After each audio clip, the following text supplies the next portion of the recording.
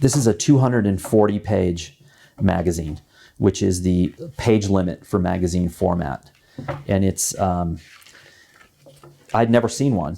And so I just took work of mine going back 20 years, random, and then every 10 pages there is a page of copy, and it's just random, mostly just reportage and assignments and things like that.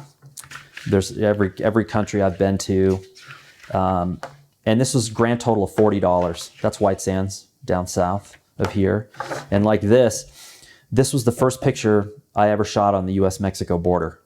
That's downtown El Paso, 10 seconds after I got out of my truck, and I turned around and these guys were running across the border, and I snapped one frame with my Leica, and this hooked me on the border forever. I think the border is an incredibly interesting place. It's completely misunderstood. I always wonder where these guys are now. I never spoke to them. They were just gone and through. But this magazine, Peruvian Amazon, Australian Outback, Mexican border, Ann Richards and Jesse Jackson. This is kind of my entire photographic life in one publication.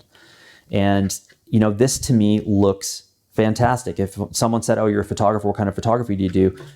I would just be like, here it is. You can flip through here and see that's New Mexico as well. UFO Festival, Uruguay. That's a LAPD headquarters during a riot. Those are police people on top of the building looking down. Paris protests, Banff National Park, Peru. My whole life is in one publication. And then this is an edition of one. So this is the only copy of this in existence, which is a collaboration with artist Michael Napper, and that's a drawing of me that Michael did. He's far more talented than I will ever be. And this is a book called What Michael Thinks, and that's me in elementary school. And I designed a book where I designed half of the book. So for example, this is actually printed onto the paper, and it says, what would happen if I put together a book of random images and send it to Los Angeles artist Michael Napper? What would happen if I didn't tell him I was sending it? What would happen if I left blank pages for him to tell me how he felt or what he thinks? I guess I'll find out. So all of this and these and this is all from him. So I sent him the book, and that's mine, image printed in. That's the only thing I contributed were it's a few images. And the rest of these, that's a picture of me that he shot. These are all his work, all these charcoal drawings. This is all him. And so we have this edition of one collaboration between the two of us in a little softcover, book that's not super fancy. He did a little drawing for the top of it. It fits in a little slipcase. And I have an entire collection of edition of one projects or collaborations from other artists. And these are some of my most cherished objects that I've made in publishing.